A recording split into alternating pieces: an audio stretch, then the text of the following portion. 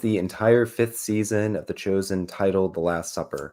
Why was the Last Supper a Passover meal or not? Which character from The Chosen will host it? Why does Simon Peter tell Jesus not to wash his feet? And why do the other disciples not realize that Judas is the betrayer? We'll be discussing questions like these and more in tonight's episode of The Chosen Season 5 and Scripture podcast discussion. My name's Kevin. I'm the Bible artist, the creator of the Bible Artist website, and this is my friend Victor. And we have been discussing The Chosen for a long time and doing other things related to Bible adaptation. So I hope you'll join us in this conversation.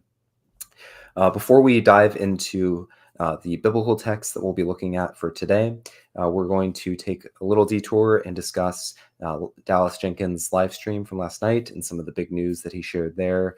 And we'll also look at some of these beautiful images from Annie Leibovitz that have also been recently released and that were on Times Square.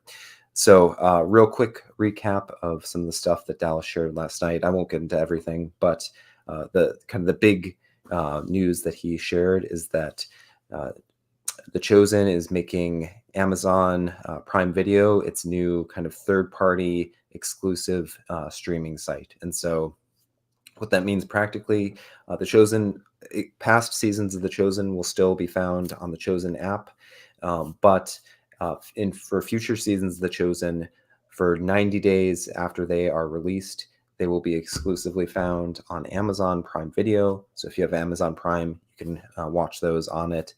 And then after those 90 days, you'll be able to still watch them for free on the Chosen app. So there's going to be this kind of brief window where they're only available on Amazon Prime. And one of the benefits of that is the Chosen is going to receive a lot more funding, both for marketing the different shows that it's producing, but also just for funding some of the additional spin-off shows that they're planning on doing, shows like Joseph and the show on the Law of Moses and different things like that. And so this is a way for the show to continue to receive the kind of the resources that it needs, because having enough to provide for multiple shows is very difficult. Having just enough for the main show based on donations, they said, is kind of the maximum capacity of what they've been able to pull off based on donations. But to be able to kind of expand into a larger franchise, making some sort of partnership was kind of a necessity.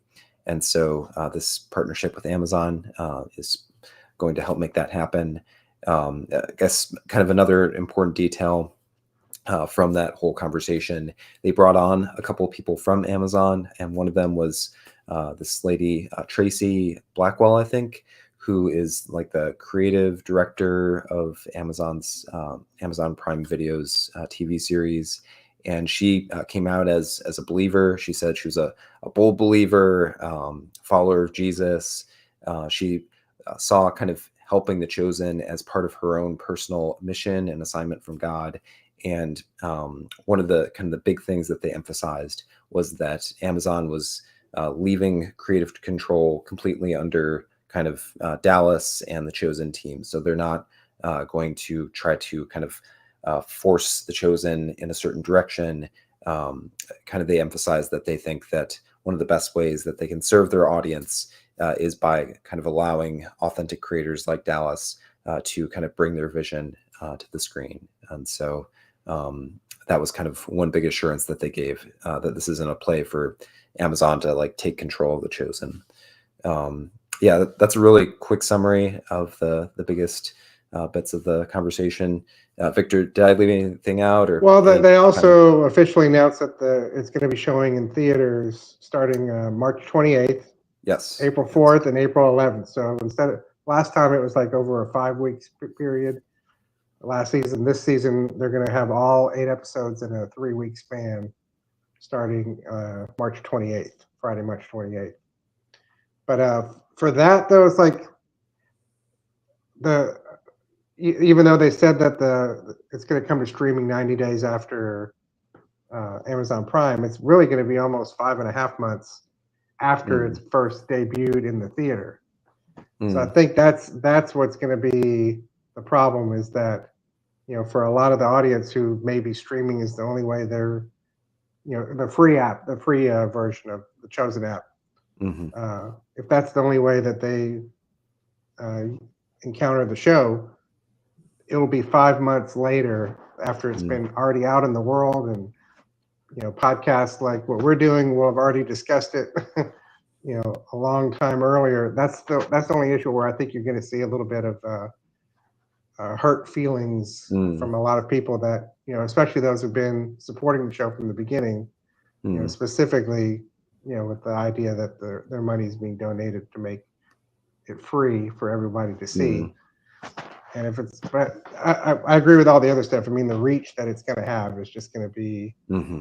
it's going to be exponential from what it is. Yeah, I don't know.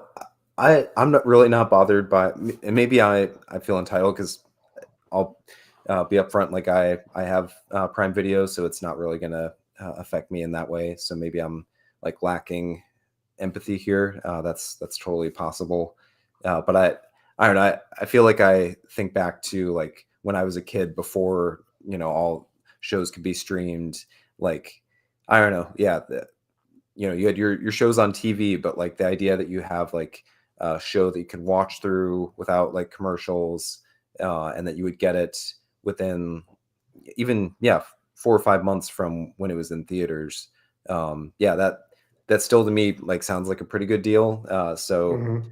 like I get that like if you were kind of if you're just kind of used to the current way that things have been going for the Chosen, like it's easy to kind of feel like, oh, like they're taking something from us. But from my perspective, like it's a pretty reasonable accommodation, and one that I would hope that people realize. Like, um, yeah, I mean, first of all, like you're not being hurt by the fact that like you can't like jump on and like comment about it at the same time that everybody else can't. Like, um, you can still watch it eventually. Like, um, you're still going to get the content. It's just a matter of like Mm-hmm. maybe some other people got to it before you. Yeah. So, and people who are kind of financially supporting the show in some way. So, Yeah, I think they should do away with or at least make the theatrical, theatrical the same like dates as, concurrent. because I mean really it's like the percentage of people that are gonna of the total audience it's of the Chosen's audience that's gonna see it in the theater Mm, is gonna be tiny compared to what the Amazon audience is gonna be. that's true. So if you just Yeah. have just like a little tiny amount of people actually talking about it, it's going to be a little blip as opposed Yeah. to what it would be. So I think if you just put all your advertising and your promotion and your getting everybody excited for one, global kind of date that everybody's going to be able to see it, Mm. that'll be their maximum. Yeah, I think I agree with you. I think that the theatrical bit of it has been kind of cool, but yeah, I feel like there might be a fatigue if they try to keep doing this like in every single season. Uh, Mm-hmm. I know that they're going to do like a whole like, binging thing. I feel like you could just do that, like just have like one day, like the day before it goes on Amazon, have like this one day where you can. It's like a super event, go you can like binge through the entire season instead of having to wait for it to release on Amazon, and like just make that like get a lot of hype around that. And then you've got like kind of that cool event for the people who really want that type of experience, but then you're not kind of delaying the release of the entire show to the larger audience. I don't know. Well, I That's know they've also said that the next two seasons or the last two seasons, final two seasons are going to have yes. some sort of specific movie event or some kind of Yeah, they very said something specific like a theatrical cinematic component, event. right? Yeah. Yeah, so So who that knows? may Maybe it will be complicate more like things. that. Yeah, yeah, Yeah, that'll be interesting. it's But it's like, curious to see how it's going to affect the conversation going forward. yeah. And by the way, if you're watching now and you can leave your thoughts in the comments if you agree with us, if you disagree with us, if you got like opinions you want to throw in there, I'd love to hear your thoughts, and we'll keep an eye on those. So, um, yeah. But anything else from the live stream that sticks out to you? I was trying to think if there was. Like, are you kind of not worried about kind of Amazon's involvement. I know some people like they're I'm very like not. skeptical of Amazon. Um, I've enjoyed Rings of Power. I know some people were like not happy with certain aspects of it, but as a Tolkien fan and a Christian, I didn't think they did too much violence Mhm. to it. So And just um, kind of speaking of just Tolkien in general, it's like, I'm kind of likening what the Chosen's doing, getting ready to do with Amazon, as kind of like what Game of Thrones did with HBO, and mm, just what Tolkien did with the movies, the Peter Jackson movies, and that they had a fan base that was pretty big already, but the Lord of the Rings movies, the Game of Thrones TV mm, show, just blew up each of those things to such an extent that, as big as those fan bases were, they were dwarfed by what came after that and is still existing today. And I think there's that size of a potential chosen audience that, as big as it is right now, I think it's just a fraction of what it could be with Amazon, with it being on mhm. Amazon's front page Yeah, and getting all that yeah. promotional money.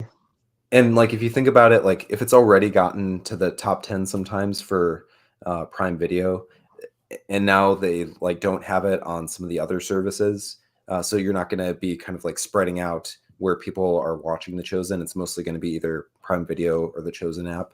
Like that'll make it more likely that it'll be in that top 10, and that kind of Hmm. gives it like a, that's going to bring it to new people's eyes and give them kind of interest in the show. So yeah, I think I agree with you. That's a good analogy. And like, they'll have 1 year of kind of getting everybody used to it this year, but then next year is going to be the crucifixion year, and that's going to be Yeah. something that's gonna pull in who knows how many more eyes, because Hmm. everybody knows at least that part of the story.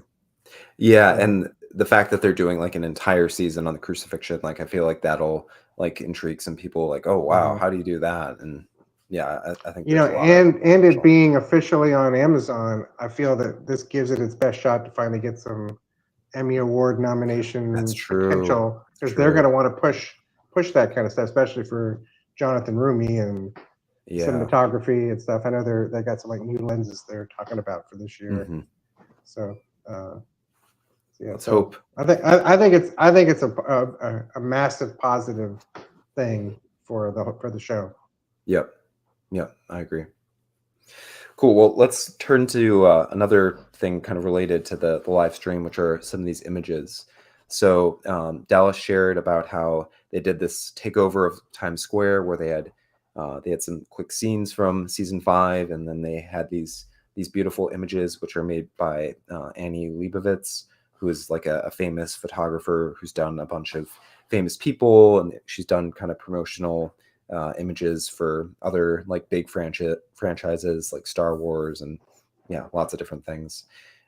Yeah, and I do think that these are really beautiful. Like they're trying to they're both like capturing the show as it is, like the humanity of the show, but they're also kind of harkening back to kind of Renaissance styles of painting, just in the way that the flowing nature of the robes and the lighting and things like that. So And the way that uh, each character is kind of telling a story, if you really look at yeah, how they're interacting with the people they're next to. yep, yep, yeah. So Dallas was saying how these images they're really meant to be like studied. We're not going to do like a super deep dive here, but yeah, Victor, if you have any thoughts on like some details from some of these images that stuck out to you, obviously I'll, Jesus, he's I'll, I'll got his let you whip start. here. Um, let's see. Yeah, well, I guess one thing to notice, kind of big picture, you've got the division. So bad guys on this side, good guys on this side, Jesus in the middle, caught between the two. He's got the whip, which is kind of what provokes the people here on this side of the image, and then kind of an open hand here. I haven't studied like people's hands and fingers, but in Renaissance and medieval Mhm. imagery, like how your fingers and hands are positioned is like significant. So it would be interesting to see if any of that has significance. Um, and then yeah, obviously you got Big James here going for a knife or a sword, and Simon holding him back, which is interesting because Simon will eventually draw Right. his sword against Caiaphas's servant. But this is apparently some other earlier episode, which isn't directly told in the Gospels. But this makes me think that when we'll get to this passage hopefully in Luke during the Last Supper, Jesus is like, if you don't have a sword, buy one. And two of the disciples are like, we got swords.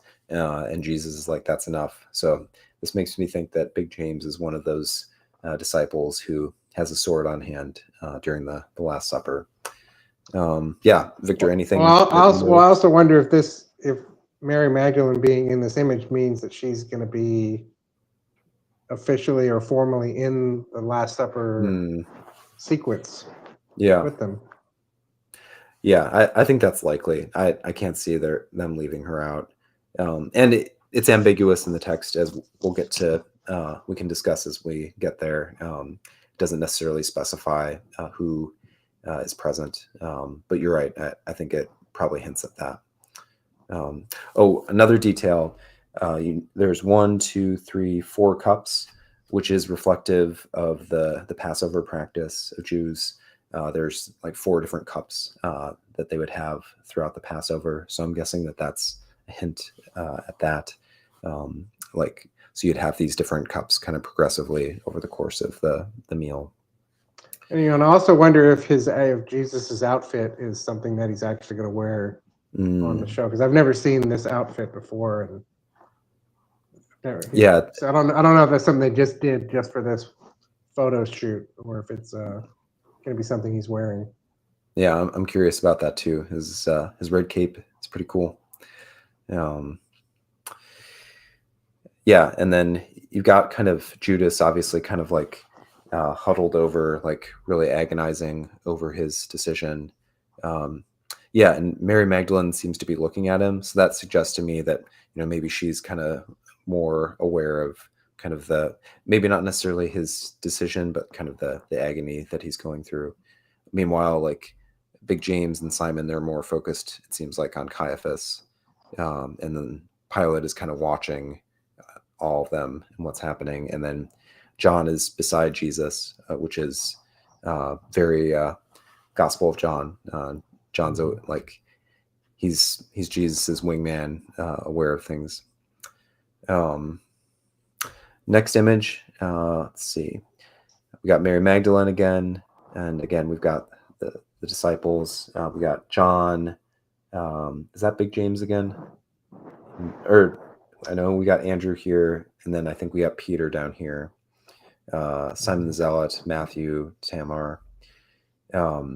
So one interesting thing about this image is that Peter seems to be washing Andrew's feet, which this is really interesting. We'll discuss the foot washing passage today, hopefully, but this is not a moment in the Bible. But I'm wondering, this could either be reflective of something that Jesus calls his disciples toward, or I think it could potentially be backstory for a moment that we're going to see in the passage that we're going to read in just a few minutes. So I'll just kind of like clock that for something for us to notice later on.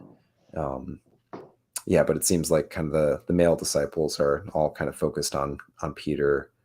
And then you got the dove there in the middle, symbolic of the Holy Spirit, which, yeah, this may be kind of the Holy Spirit season. I can't think of a single like direct mention of the Holy Spirit in the past 4 seasons of The Chosen, which is fine. Like there's not like a ton of stuff early on in the Gospels. There's some, but not like a ton. So I don't think they're like covering stuff up there. But the upper room discourse, Jesus really goes in a lot deeper in discussing the Holy Spirit. So that makes sense. They kind of really decide to feature him in this season. And maybe kind of reflective of that, you got the 2 female disciples in the middle who aren't kind of focused on, like, I feel like this is kind of symbolic, like all the male disciples, they're kind of focused on this like a thing that Simon's doing, while the female disciples seem like they're more like Mary's kind of like staring off. Tamar yeah, also kind of looking at us, so they're more maybe aware of kind of stuff that's going on. Yeah, you have any other thoughts on this one? Yeah, I was just going to point out the dove, but you did that, so Oh, sorry. no, you're good. Um, You stole my one insight into this picture. Here, you go first on this one. No, I'll continue to let you. Okay, I well, I'll do a quick. I'll do like more of an intro and try to break before I get into details. So here you've got Caiaphas, and Judas is coming. There's, I think, the coins on the table. So this is the famous moment when Judas sells Jesus out for 30 pieces of silver. And then you've got Shmuel and Yusuf here. They probably aren't literally, Shmuel might literally be at this moment, but I doubt that Yusuf is going to be at this moment. But we've got them here to kind of provide two different perspectives on the moment. So, Yusuf is kind of more worried or like sad about it, whereas Shmuel is, he may still be a little torn about it. Yeah. Do you have anything else about this one that you noticed? I mean, I just know that like each little gesture or positioning of hands is all supposed to be symbolic of something. I'm trying to figure out why Judas is holding his arm specifically like that. I don't have any good answer, but it looks like it's very specifically supposed to indicate something. Yeah, I definitely agree with you. I was wondering if he was actually like injured, like maybe he'd been cut somehow.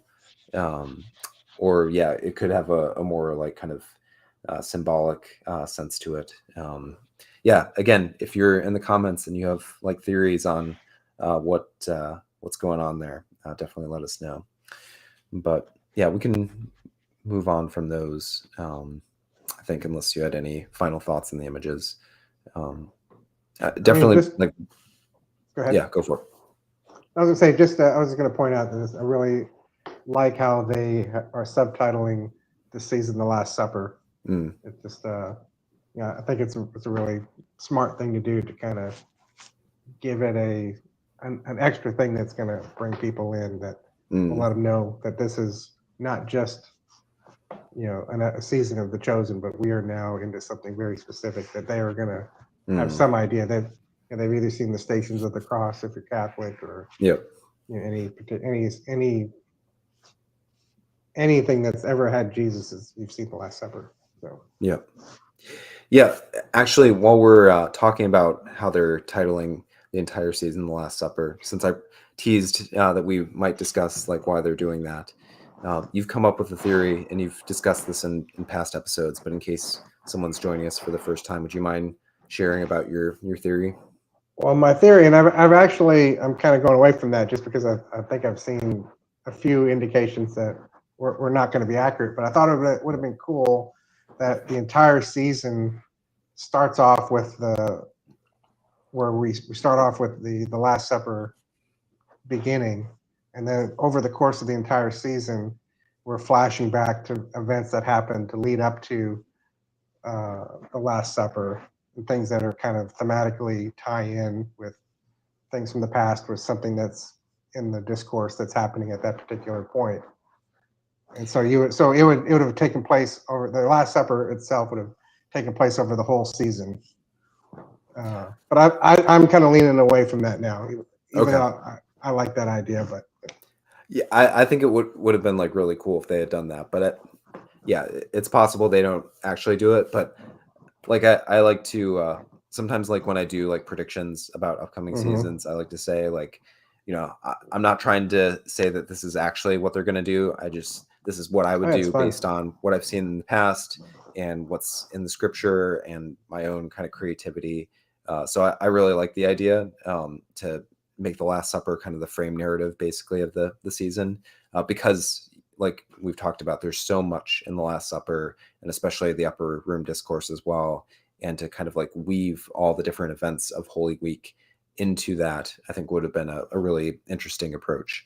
And so we're not going to unpack every single bit of the upper room discourse or the Last Supper today, just because that could have probably been like several months of Hmm. podcasting. So we're really going to kind of skim the surface a little bit, in part because probably 2 weeks from now, which is kind of our schedule every 2 weeks, we'll probably shift our attention and look at House of David, because that'll be released by then. And so we'll kind of pause this current series. And so I just kind of wanted to be able to wrap it up. And so we're going to get as much of the Last Supper as we can, and discuss kind of some of the more big kind of story moments of the thing. We won't get into a lot of the theology, although there's like lots of interesting theological stuff to discuss throughout this. This is going to be a really interesting season to unpack in biblical studies, and in discussion groups. And so I'm really looking forward to some of that stuff. Oh, by the way, I didn't mention this, but I think this happened between this discussion and last one. I had an interview with Dallas Jenkins, by the way. And so if you are listening to this and you haven't checked out my interview, it was really fun. It was like a hour long. Yeah, got to ask Dallas a lot of interesting questions that I've had for him. And so definitely check that out if you haven't had a chance to, because that was a lot of fun. But yeah, for now, we will dive into, actually, before we get to the biblical text, just as a reminder, here are the images that we've gotten from the teaser trailer so far. So this is Jesus at the Last Supper. One interesting bit to notice here, everybody is sitting down kind of more like modern style. They're not reclining, which is probably more likely what happened, but I get why they had people just kind of sitting in chairs, because that's a lot easier to stage. Hmm. Yeah. Oh, I guess we'll notice Peter's kind of farthest from Jesus, so that's like just an interesting bit. John is here. This space is empty, but that's the space for Judas. Yeah, and the disciples are kind of looking at Jesus warily. He said something that's kind of concerning them. Jesus is raising his hands for prayer, looking up to God. So yeah, we got several shots from the Last Supper meal during the teaser. I bet we'll get even more in the trailer later this week. I'll probably unpack the trailer either in an article, or maybe I'll do a podcast as well. But let's get into the biblical text. Victor, would you mind reading this passage? Sure. Jesus celebrates the Passover. And on the first day of unleavened bread, when they sacrificed the Passover lamb, his disciples said to him, "Where will you have us go and prepare for you to eat the Passover?" And he sent two of his disciples and said to them, "Go into the city, and a man carrying a jar of water will meet you. Follow him, and wherever he enters, say to the master of the house, 'The teacher says, where is my guest room, where I may eat the Passover with my disciples?' And he will show you a large upper room furnished and ready. There prepare for us." And the disciples set out and went into the city and found it just as he had told them, and they prepared the Passover. Cool. So how this works, as we look at these different passages, we're not trying to unpack like every single, like if I was preaching this passage, I might attack it in a different way, but we're looking from the perspective of adaptation and kind of trying to notice, here are some of the issues that we would run across, or that the Chosen is going to run into. Here's how it can kind of fit into some of the things that the Chosen is doing. Here are some questions that we have about how they're going to handle it, that kind of thing. So as I kind of teased in the initial opening, this passage suggests that the Last Supper, the last meal that Jesus has with his disciples, may have been a Passover, or most likely was.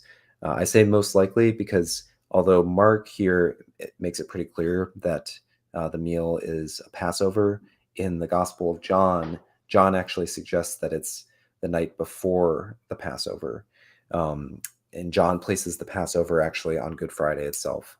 So what a lot of scholars believe is that John is kind of shifting the date of the Passover to make a point about Jesus's death, because Jesus is the ultimate Passover lamb who is sacrificed for his people.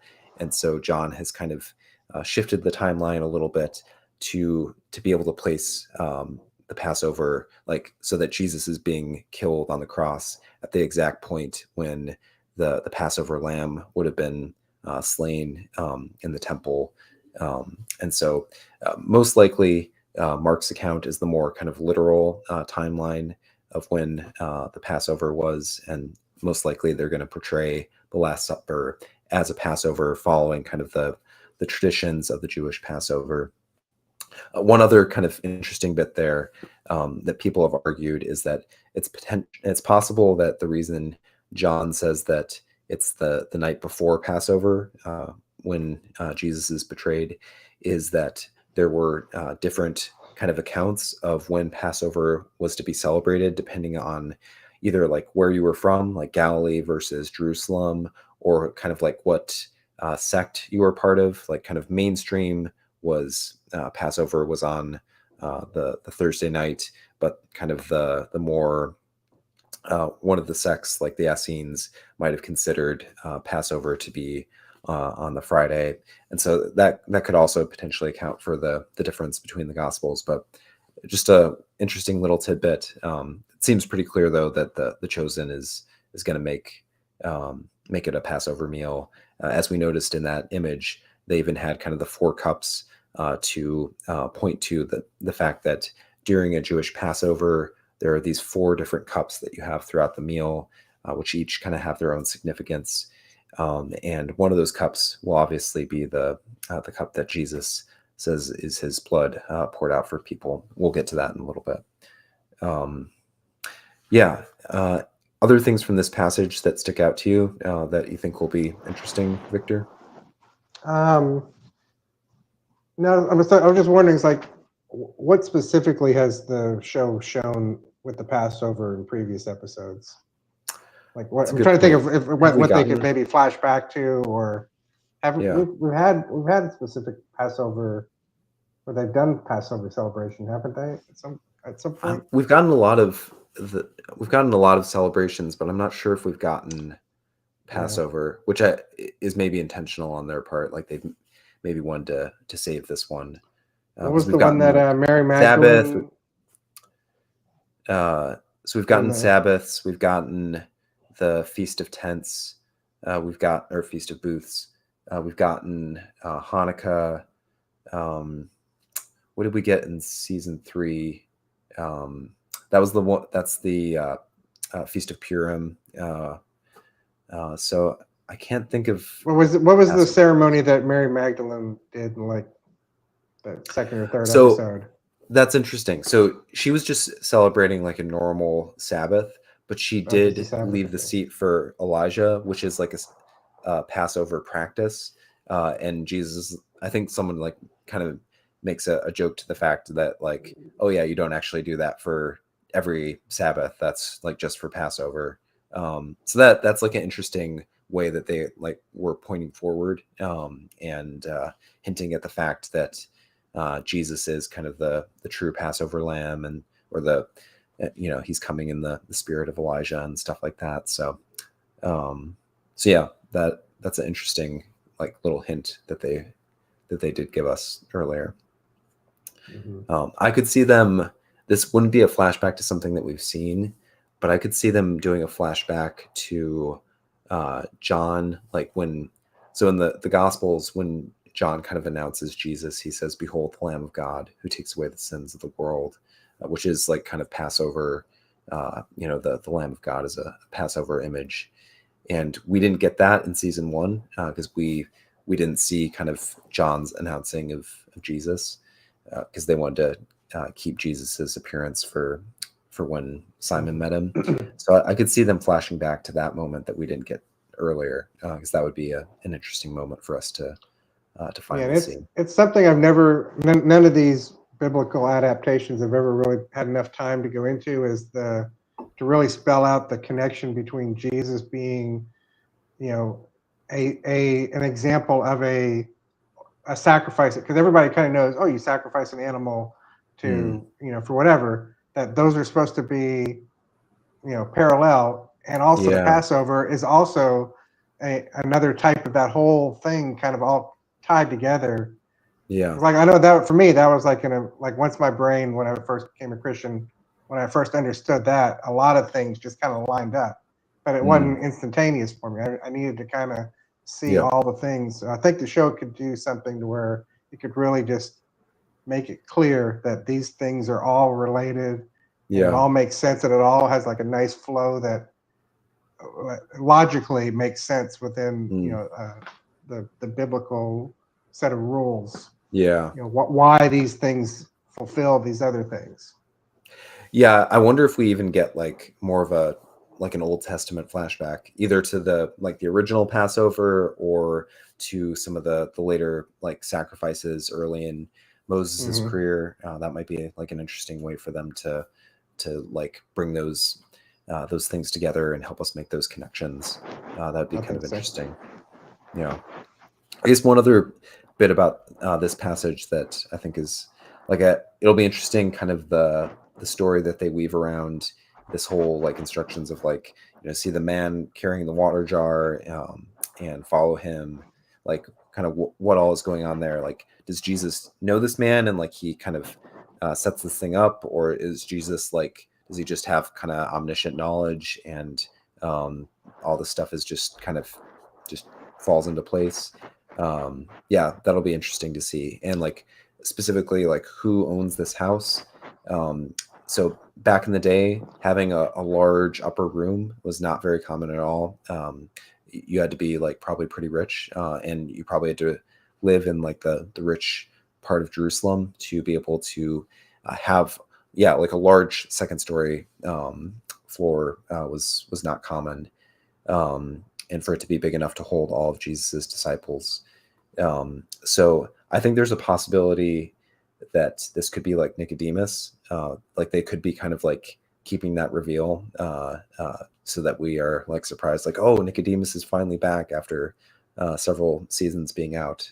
Because if they want to follow the biblical account, they'll need to bring Nicodemus in. I know they might not be able to because of like it may be just that Eric Avari Well, I is not want to going think to participate. I heard that he was spotted on set at some point. Uh, Yeah, I have to double check that, but I want to think I saw that somewhere okay. that he was maybe there and that they were wondering what his participation was going to be. Yeah. So like one, he could show up here, being like a rich person who would have an upper room potentially, and then he could also show up in some of the Sanhedrin battles. Mhm. Definitely. Eventually, he's gonna partake in the burial of Jesus, but that won't be till next season. Um, Also, I think the that character that we're calling the Watcher, he could be a mhm, candidate for that guy too, that's true. because Yeah, we'll have if seen him a it's couple more times by then. yeah, I definitely think that we'll discover who he is. I think the theory that I've heard that I think is most likely is Mark, but I'm not like I don't think that's like definite. But a lot of the other theories that I've heard just don't strike me as like super plausible. Um, yeah, Well, and I like think I'm just traditionally, kind of looking at like yeah. Go ahead. I was just going to say, what's the traditional so I think theory? traditionally, or at least in some people have believed that the Passover took place in Mark's house, that John Mark was like part of a kind of a wealthy family in Jerusalem, and so like that would kind of make sense. Like if it would provide him kind of more of a job for the Hmm. season, like if he's he gets connected to the disciples maybe earlier in the season, and then he ends up like hosting them for the feast. And that would also explain why um, in previous seasons they didn't have someone to host them in Jerusalem, but now they do. It could also potentially be Yusuf's father. He lives in Jerusalem. He's wealthy, so um, but that would mean like his dad kind of like being willing to kind of take on the potential reputational harm of hosting Jesus. So yeah, either Nicodemus, Mark's family, Yusuf's dad. Those seems like the most likely candidates for the host of the Passover, and potentially those could I'm voting. I'm overlap. voting for Mark. Okay, I could even see those overlapping. Like maybe Mark is related to Nicodemus, like he could be his son or something, or I don't know. We'll see, but I think we have hit kind of most of the stuff here. Okay, Jesus washing the disciples' feet. I gave you the last one, so I'll take this one. During supper, when the devil had already put it into the heart of Judas Iscariot, Simon's son, to betray him, Jesus, ... There's some really cool theological stuff, but I had to leave it out just to fit everything. Jesus rose from supper. He laid aside his outer garments, and taking a towel, tied it around his waist. Then he poured water into a basin and began to wash the disciples' feet and to wipe them with a towel that was wrapped around him. He came to Simon Peter, who said to him, "Lord, do you wash my feet?" Jesus answered him, "What I am doing you do not understand now, but afterward you will understand." Peter said to him, "You shall never wash my feet." Jesus answered him, "If I do not wash you, you have no share with me." Simon Peter said to him, "Lord, not my feet only, but also my hands and my head." So my big question here is, what kind of backstory are they going to give to this exchange between Jesus and Peter? 'Cause I definitely think they're going to include the foot washing. Definitely, now that they gave us that image of Peter washing Andrew's feet. So that's definitely hinting at this. But what backstory are they going to give? So just from like a context level, we know that why this struck Peter as improper, because back in the day, washing someone's feet was a slave job. So it's definitely not something that a respected rabbi would do for anyone, much less for his students, who would have been looked at like as almost like just above being kind of his slaves. Like a respected rabbi in the day would definitely not do this kind of thing. It would even be like a lot for his students to wash his feet, but for him to wash their feet just kind of would have struck everybody as completely improper, and going against social norms and stuff like that. And so Peter's kind of shocked at this, and he doesn't want to dishonor Jesus. If you think, back in the day, you're walking through dirty streets all day. There's all kinds of things in the street, and you just have sandals on your feet, so your feet are pretty stinky, pretty dirty, lots of gunk in there. So it makes complete sense why Peter is hesitant to have Jesus wash his feet. But I think that they'll probably I can spell that out in like a kind of expositional sense. But what the Chosen loves to do is instead of just giving us exposition and telling us these kinds of things, they'll want to kind of give us a story moment that helps us see these realities so that we understand them going into this moment. So I don't know, what do you think they might do to kind of introduce the idea of foot washing as kind of menial labor, slave labor, something improper for a rabbi to do? Are there any prior scriptural examples of foot washing in a major There way? are, there are examples in the Old Testament of people doing foot washing for guests as a sign of hospitality. There are traditions about certain people washing feet and stuff like that. Nothing that's super prominent. So I don't know if we'll get it doesn't strike me as the kind of thing that would be ideal for a Old Testament flashback. But that's a possible avenue that they could do, would be to give us a Old Testament flashback as context. Mm-hmm. Well, I think go for it. No, go ahead. Finish your thought. Oh, I think maybe Abraham washes he offered, maybe either Sarah or Abraham, I think, offers to wash the feet of the three men who turn out to be angels that show up. Yeah. I was just going to say, it almost seems to me that the more logical or more appropriate kind of flashback is one that really does show the flipping of servant and master roles, to where it's definitely showing that this is, because especially because we're, if they do show it, the sequence right after Judas leaves, Hmm.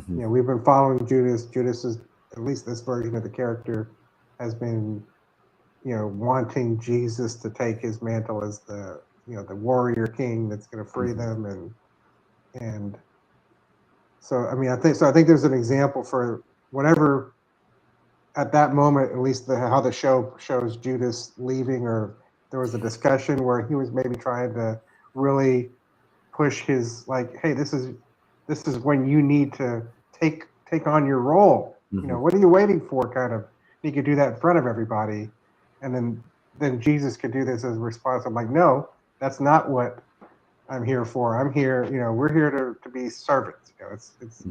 It's the exact opposite of what Judas has been, agonizing over. One kind of just correction there. So this is actually before Judas leaves. So Judas will be among those who Was get it their feet washed. okay? So this is during the supper, and John is noting that like the devil's already kind of put the idea into Judas's heart. So like Judas is already like kind of planned out that he's going to betray Jesus, but we'll get Judas leaving actually a little bit after that. A little So bit after that'll that. Okay, Jesus washing Judas's feet will also be really so interesting. that Yeah, would also work. So yeah. But I definitely agree with you that this moment provides like a really good contrast to Judas's like kind of perspective and stuff. So we may still see that tension brought into the foreground here. Um, I guess it's one like thing that all of them have that same kind of. I mean, Peter's like, you're not gonna wash my feet. I mean, yeah, yeah, yeah, he can't even comprehend that. yeah, yeah, because what the way that John paints it, it seems like Peter is not the first one, which actually this makes sense in terms of the way that they've arranged the table. If that's like when this moment takes place, if Jesus is like going around the table, then there will be like a little bit of tension as like Peter's watching Jesus wash all the other disciples' feet, like and he's like worried about that. But yeah, we'll probably have the other disciples a little hesitant too or uncomfortable. But Peter's the one who finally comes out and says, like, no way, God, or no way, Jesus, don't do this to me. So here are a couple of like ideas that come to mind as far as like what they could do to kind of set this up. The simplest thing would just be to give us a scene at someone else, like a prior kind of feast scene where we see a slave going around and washing people's feet, and they really emphasize kind of how gross it is and how kind of the people look down on the slave and stuff like that. You could even, I mean, yeah, maybe we have like a slave character from the season, maybe not, but just getting a scene where we see kind of the normal order of things would make a lot of sense.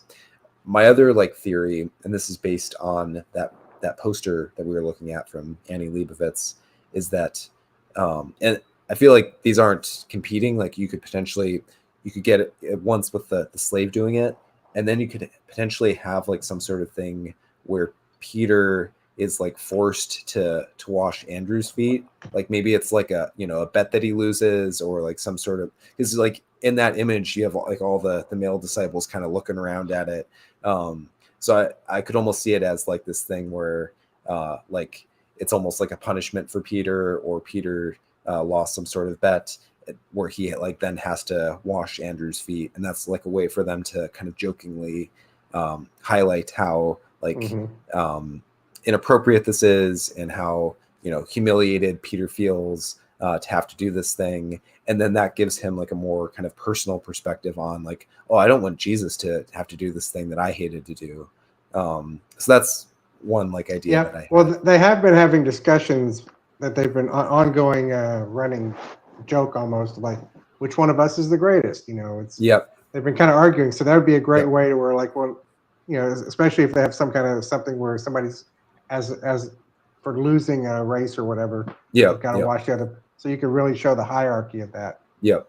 Yep. So that way, it And would just show their disgust. yep.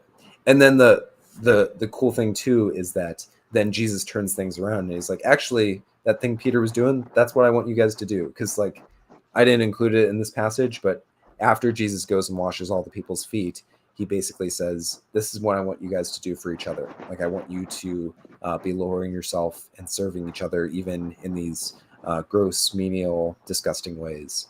That's kind of one of the symbolic meanings of the feet washing, is that we're called to serve one another in self-sacrificial ways and put ourselves beneath one another. There's also kind of a more symbolic sense of it in terms of Jesus is showing the disciples how he needs to wash them. So that's part of what Jesus is getting at here when he says, if I don't wash you, you have no share in me. Jesus is pointing to how they need to be washed by his kind of sacrifice. And so there's like kind of a layer here of Jesus is kind of foretelling what he's about to do. He's going to be stripped down, just like he's stripped down here. And then he is going to, in this humiliated state, wash our sins through his sacrificial death on the cross.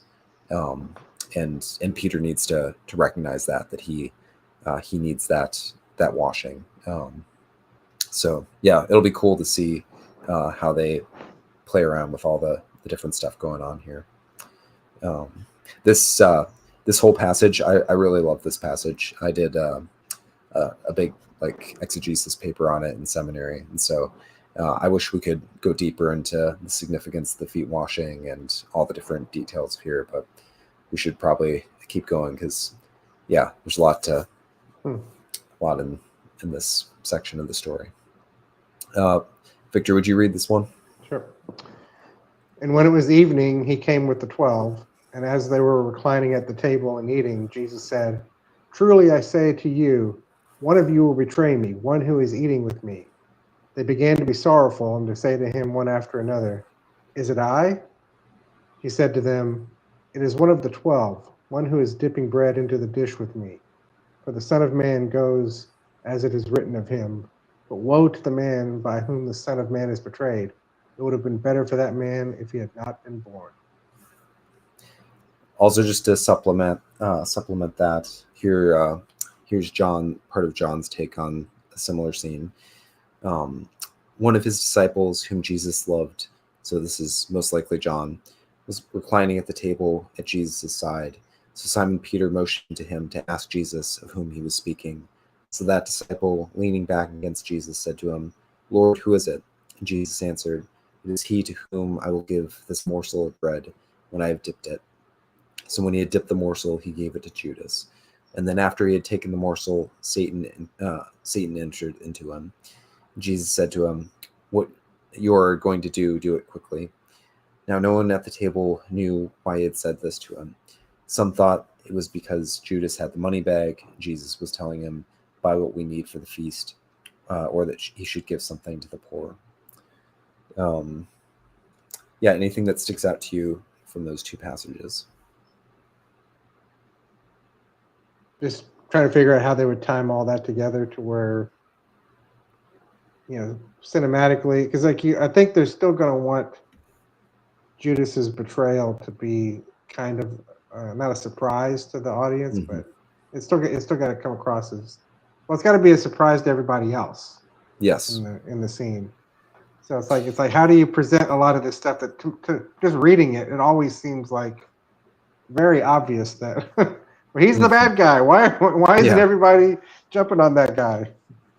Yeah, so John seems to be wanting to emphasize to his readers that Jesus isn't surprised, at least. Like, Jesus knew what was going on beforehand, even if the other disciples were all confused. Jesus is in control of things. And so, like, John has him, like, almost, like, very explicitly pointing out.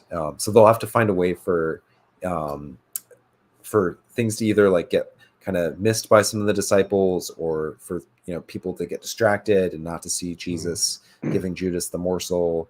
I don't know. I think it. Well, I still like your idea, or whoever. I think it was you that had it, where it was that they think it's Thomas that's going to be the betrayer, and you could go all the way up until this moment right here, where when I'm gonna they see him dip the bread, and like everybody's looking over at Thomas. You're going to give it to him? Oh no, they're giving it to Judas instead. And they're like, what? Yeah. Yeah, we thought it was the other guy this whole time. Yeah. Well, and even here, the disciples in the text, they don't see him give the bread and then like conclude, oh, Judas is the guy. They think that Judas is going to. So this is one of the places where you see that John is not seeing this as the Passover, because Judas is going to buy the stuff for the feast that's going to happen the next day. But none of them apparently think that Judas is like going out to betray him. So they'll have to like find a way to kind of confuse things. So yeah, my theory is that part of what they've been doing with the Thomas character is setting him up as like a fall guy, kind of for Judas. And so, when all the characters are being like, is it I, Lord? Like, I don't know. I could see like Judas kind of insinuating that it's Thomas, or trying to kind of uh, draw some of the attention onto him.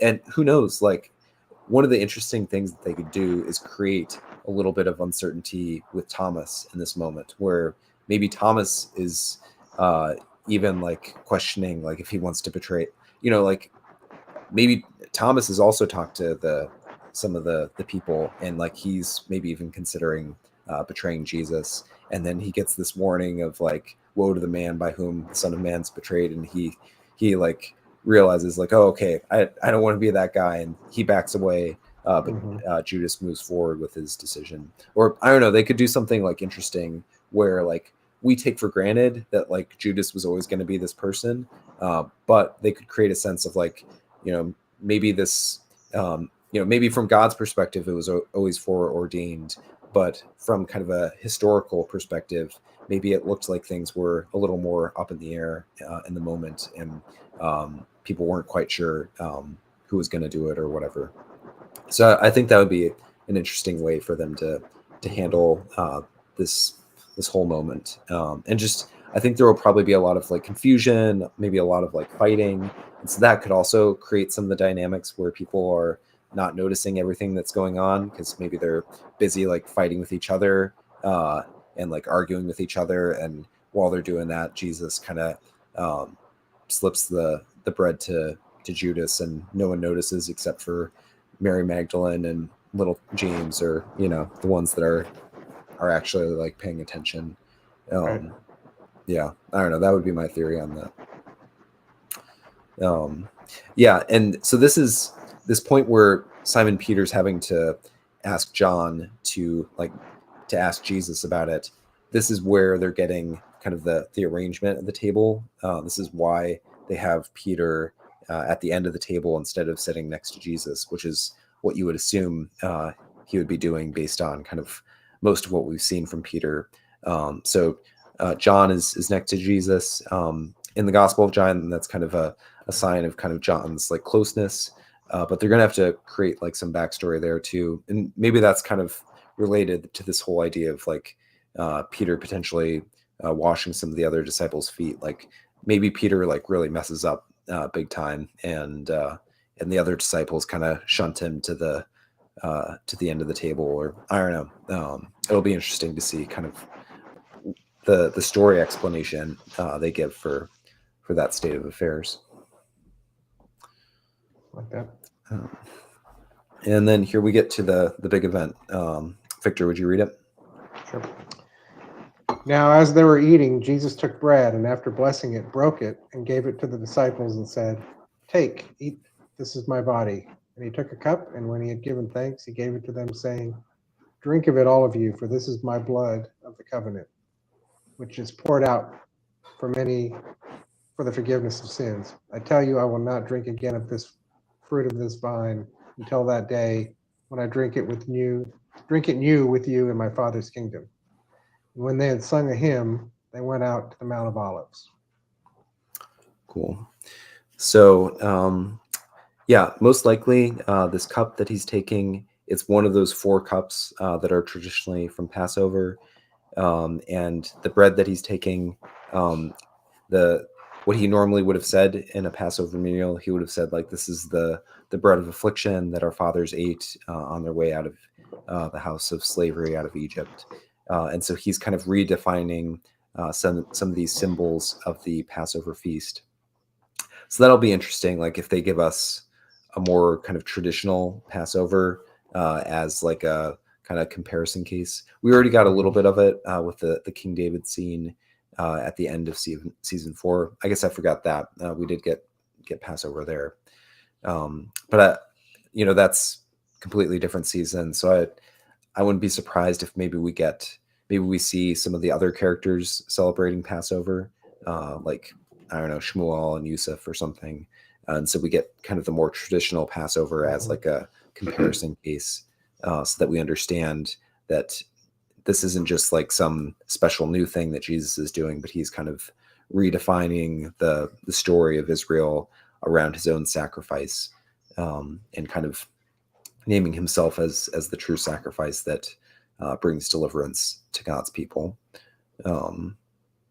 Yeah, that'd be good to do a contrast like that, where you see some people doing it ultra traditional, ultra formal, yeah, and maybe losing the spirit of it. yeah. And then Jesus Kind of, does his version of it that kind of shows that like there's what the real meaning is.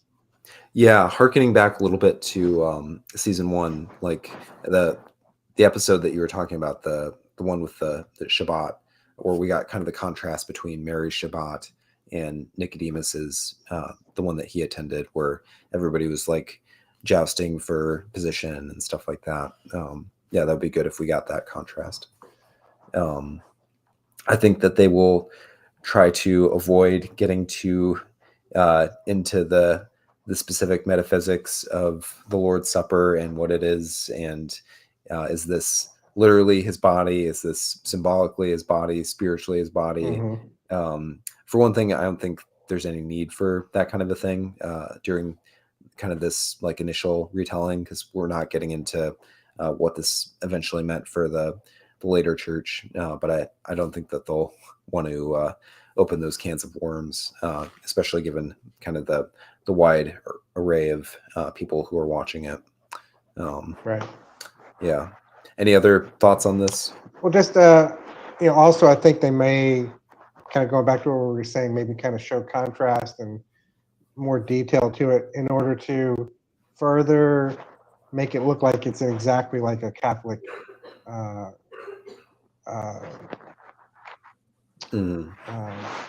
what I'm looking for. So like kind of trying to contrast it from like kind of a religious ceremony versus, or like to where it doesn't look like they're 100% tying it to the traditional Catholic ceremony, to where I think they would try to move away from that, to where, because they haven't really ever done anything to where it matches up any particular religious ceremony, to where you could say, oh, they finally did it the right way. They did it like we did. Yeah. So I think they would kind of maybe just try to blend it together with, because lots of different ways that different denominations kind of do the service. Yep. I agree. Yeah. Okay. Gotta keep us moving. Jesus foretells Peter's betrayal. Simon, Simon, behold, Satan demanded to have you, that he might sift you like wheat, but I have prayed for you that your faith may not fail. And when you have turned again, strengthen your brothers. And Peter said to him, Lord, I am ready to go with you both to prison and to death. And Jesus said, I tell you, Peter, the rooster will not crow this day until you have denied me 3 times that you know me. Oof, that's going to be a moment. I don't know if I have anything else to say. Just, I mean, they'll definitely they're going to be doing a lot of interesting things with Peter versus Judas. I feel like kind of, they're both going to have this betrayal moment that's getting predicted, that we're kind of getting set up for, but we're not going to quite see. So I think they're going to leave Simon in a real anxious point. So on a lot of these interactions like this, is the tradition that it was said out loud in front of everybody, or was this more of like this could have been a Jesus and Peter? They were just like in their own little, everybody else has got a little side conversations going on, and this happens with just the 2 of them? Or is this something that everybody hears Jesus telling Peter and Peter making this denial in front of everybody? Yeah, I think it depends on what account, like how what's exact setting you're kind of picturing. So here, I think Luke places it kind of strangely, like after they've left the supper, but before they get to Gethsemane. So it could be potentially like something that, Jesus is like talking to Simon on the way. Whereas like John, if I'm remembering right, he places it like during kind of the whole upper room discourse. So that would make you think that it's kind of in the midst of the conversation and probably overheard by other people. So I feel like they've got a little bit of freedom to decide. I think it, I think it would be more dramatic. I think that they probably place this closer to Judas's, or like to. I think they'll place it when Jesus foretells Judas's betrayal. So that I think this is what John does. Jesus foretells that someone's going to betray him, and I think in John, all the disciples are like, or who is it? And then I think Peter says, I would never betray you. I would be with you until death or whatever. And yeah, and then Jesus is like, no, Simon, the rooster's not going to crow until you deny me 3 times or whatever. So I would guess that that we get it kind of in the midst of kind of that rowdy. So maybe not everybody hears it because like maybe there's going to be multiple conversations going on and people arguing. But I definitely think that they'll have it in that. I think that's the most likely context that we'll get it. I was trying to think of it as if I was trying to write this scene.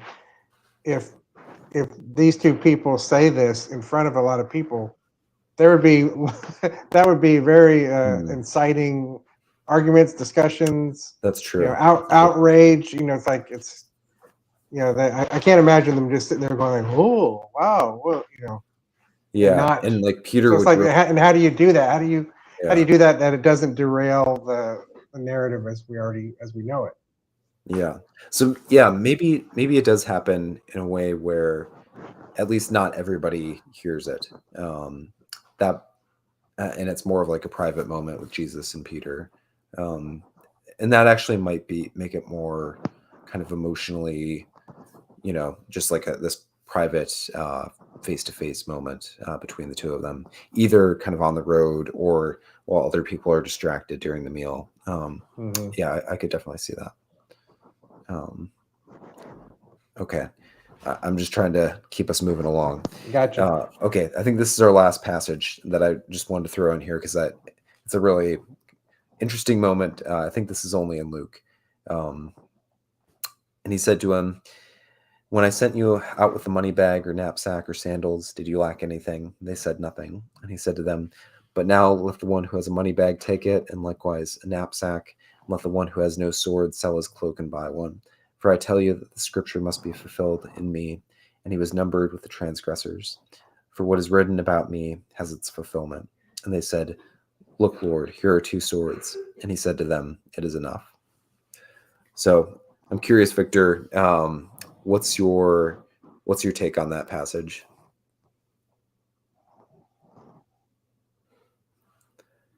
Because I feel like this is a passage that is a little baffling. Well, I was getting ready to say it's like I'm gonna have to read it a couple more times to really kind of wrap my brain around it. Yeah, of what it's trying to say and how it would be presented. Yeah, so this passage has been kind of a enigma to a lot of people, and it's fostered like a lot of different interpretations.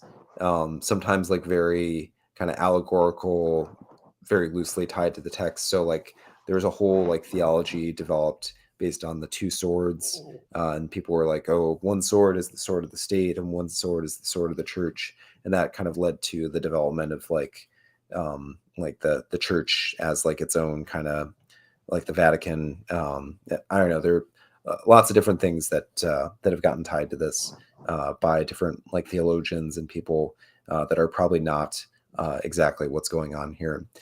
So one of the more interesting takes, and I won't be able to sketch this out in detail, but I think David Burnett, who's a biblical scholar, he came up with a theory of this passage, which is that Jesus, this is like a third. So Jesus foretells Peter's denial. He foretells Judas's denial, Peter's denial, and then this is Jesus also foretelling kind of the disciples as a group, their denial of him. And his point is that this is not like when he's telling them to get swords, he's kind of being a little bit like ironic. He's saying like, you guys are, scripture says that like I've got to have a bunch of transgressors around me, so you guys are gonna go ahead and be like fulfill your purpose. Like you guys are going to be the transgressors, and so go get your swords if that's how you want to act. Because like if you look later on, if you look kind of the structure of how Luke is presented, he makes this whole case that there's like a chiasm where the order of things during the Last Supper then matches the order of things in the garden. And basically what happens in the garden is that, just when the disciples draw the sword, they end up cutting the ear of the high priest's servant, and Jesus has to heal that ear. So like the disciples are wanting to attack, and one of the points that Jesus makes when Judas leads the crowd toward him is that the crowd is coming to him with swords and clubs, as if Jesus, was the robber, when actually carrying around swords and clubs is more of like during the night is like something that robbers do. So Jesus wants to say that the crowd is, they're the true robbers and thieves or whatever. But then his disciples go and they draw the sword and they cut off the ear, and like start acting like robbers or transgressors themselves. I don't know if I'm capturing the argument well, but if you look on the Naked Bible podcast with Mike Heiser, he has David Burnett on, and if you look up the two swords, they have a whole episode where they unpack it. Just an interesting little rabbit hole to explore if you've ever been interested in this passage. But at the very least, I don't think that Jesus is advocating for his disciples to start like a revolt or something. Like I think there's some sort of kind of irony or some sort of misunderstanding between the disciples clearly, and like where Jesus is actually at and what he's actually concerned about.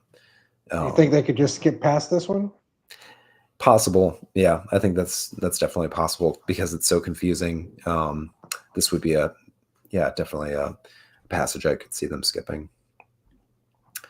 And that's it for there's more stuff. There's so much from the upper room discourse that we could have gotten into. But that's mostly like more theological stuff. John does have different characters saying things, but they aren't necessarily like character moments. It's just like they're kind of interrogating Jesus and trying to get him to spell things out. So I didn't include all of that stuff, but it'll be interesting to see kind of how much of the upper room discourse we get, how much of that theology. But there's a lot here with the Last Supper, and so I definitely think that if they went with your theory and they did this as the frame narrative for the entire season, there's definitely enough for them to work with to do that. But if they don't, then at the very least, I think you'll get an entire episode, maybe 2 episodes covering this, because there's just like so much in here to unpack and to also like, if they're drawing like parallels to another Passover supper and different things like that. There's a lot. Yeah, if they split it over 2, where do you think the break point would be? What would be the dramatic midpoint? So maybe like something to do with like Judas's departure, the foot washing, like potentially you could have like kind of the lead up to the supper and the foot washing, and then you have like maybe the actual meal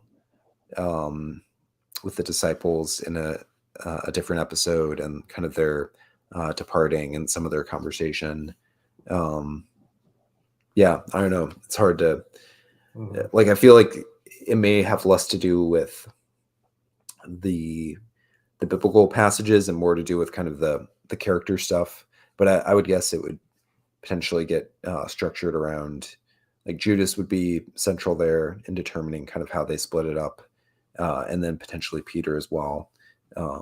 Yeah, Peter will definitely be like season 4. Peter, he had like one like big episode, the Peter Matthew episode, and then he kind of had a little bit less to do in season 4, but he's definitely going to be back in a major way in this season. So this sequence especially is one of those ones where it's like, how much can they create and add to the just the overall conversation before it starts potentially breaking the established, the main points that we know we have to get at during this sequence.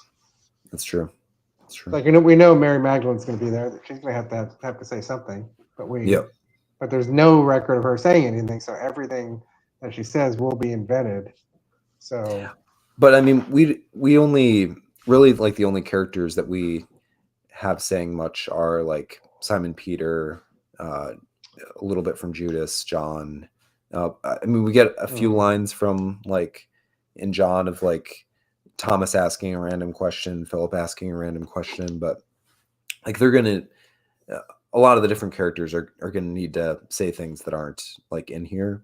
How much is it going to be like a TED talk as opposed to a discussion or a discourse?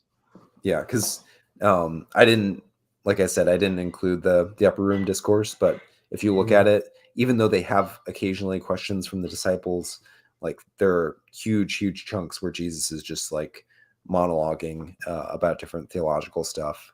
And in the past, what they've done in passages like that is that instead of Jesus just talking the entire time, they have like the disciples like jumping in and asking questions, and he's more like replying to questions, and it's a way for them both to break it up dramatically, but also to clarify things, to kind of highlight the flow of Jesus's thought, which is very difficult in the Last Supper, or the upper room discourse. Jesus is kind of weaving into all different kinds of crazy things. Not crazy like crazy, but just there's a lot going on. So it'll be interesting to see how much of that we get, because that's like, upper room discourse in John is John 13 through 17. So it's a huge portion of the Gospel of John, several chapters. I think they'll probably have to cut that down. From a story construction, like, this season is just fascinating to see. Like, how do you tell a compressed time period? Because we've been kind of just hanging out with these guys for long periods of time. Now we're going to have a season where it's all going to be compressed into one section of time, and then next season is going to be 48 hours, I think he said. The whole thing was going to take place over. How do you spread 8 episodes over that? It's a fascinating creative challenge of how they can do that and keep it as interesting as they've been doing it. Yeah, I really think your idea might apply to next season. Like, I think we'll potentially get like a non-standard, like, not like sequential spin on it, but we can maybe do a conversation in a couple months and get more into theories on that. But it's definitely an interesting challenge. Dallas, when I got to talk to him, he was saying how he thought it was going to be like my favorite season, because based on the stuff that he's read for me, he thought that I'd appreciate some of the things that they're doing. So looking forward to it, and excited to see how they weave through some of these challenging bits that we've been looking at. Um, Before we go, Victor, we didn't get a chance for you to share about your book, but I really appreciate having Victor on with me, and he's a writer in his own right, so I'd love for him to be able to share, because I fell behind with your book for a bit, but I've been slowly catching my way up and really enjoying it. It's a really fun read. So. Well, the name of my book is called The Sojourners, and I am publishing a chapter each week on my Substack, bigdigital.substack.com, and it's totally free. And the basic idea of the story asks the question, what would it take for an entire fantasy world like Middle Earth or Westeros to convert to Christianity? What would have to happen for somebody to go from their world to come from our world with the knowledge of Jesus to be able to even spread it? So my book, this is the first book in my series, to where we find out some characters get transported over to Earth, and over the course of their lives here, they learn about Jesus, and maybe at some point they end up going back to their world, and they become the ones to have to spread the entire gospel on their entire world. How could that happen? Or how could that work? So that's what my story is kind of taking place and how it's working. It's a lot of fun so far. And I mentioned earlier that I'm a Tolkien fan, and as someone who loves kind of intricate world building and having kind of mythology and stuff like that, can just speak to Victor's done a lot of like in-depth world building with the world of Valvatar that they start in before bringing them over into our more traditional world. So definitely something to check out if you haven't been able to. But that's it for now. Like I said, we'll probably What be about back. you? Yeah, tell us about your stuff. I mean, like I said at the beginning, I'm the creator of The Bible Artist, so www.thebibleartist.com. I've got all kinds of blogs on The Chosen, so reviews and analysis. I've got Bible studies if you want to study The Chosen with your church. I've got resources to help you do that. I've got character studies. I've got stuff on whenever there's like a big controversy, I usually cover that as well and give some of my own thoughts on it. So I've got that stuff. I also have a little bit of my own creative work. We actually, Victor and I and another one of our friends, Chad, came up with we created a kind of a season outline for a show based on the story of David's time in the wilderness on the run from Saul, which now that House of David's out, we're definitely not going to be able to get that made, but it was a fun project. It's not the same kind of approach that they're having, because we don't focus on David as our main character. We actually focus on his followers, kind of like how The Chosen does. And so I've been working on the pilot script for that, and we're actually hoping to do some sort of special event soon where we will read through that pilot script, do like a table read where we have someone who's doing the narrator and different people doing the different characters. And so if you're interested in seeing kind of what came of that and getting, we aren't going to be able to actually produce it, but just getting the story that we did for that pilot episode as a dramatic kind of presentation, keep an eye out for that. I'll post that here on the Bible Artist when that's ready. Yeah, and if you're connected to anybody who you're looking for script writing partners or different stuff like that, I would definitely be interested. Bible adaptation is one of my main wheelhouses. I also have interest in horror movies, which I know sounds like kind of a different, for some people that's like way out there, but I have that interest as well. So I'm also aspiring screenwriter. So thanks everybody for joining us, though. It's been a lot of fun to dig into some of these passages, and feel free, if you are watching this later on, leave some comments. I try to interact with people. If you have questions or ideas or pushback, would love to hear all of that. And if you have not yet subscribed to the podcast, you can do that. Hit the like, all of that. By the way, from my interview with Dallas, he gave me like his kind of like approval. He was like, I don't try not to be like too boastful about this, but it did mean a lot to me. He was saying how he kind of like approves of or really recommends some of the resources that I've been doing. So if you'd like to support that, I've got to buy me a coffee that you can support me through as well. Yeah. Anyway, thanks for joining us tonight. Thanks for listening, and hope you enjoyed this episode of the Bible Artist Podcast. Godspeed.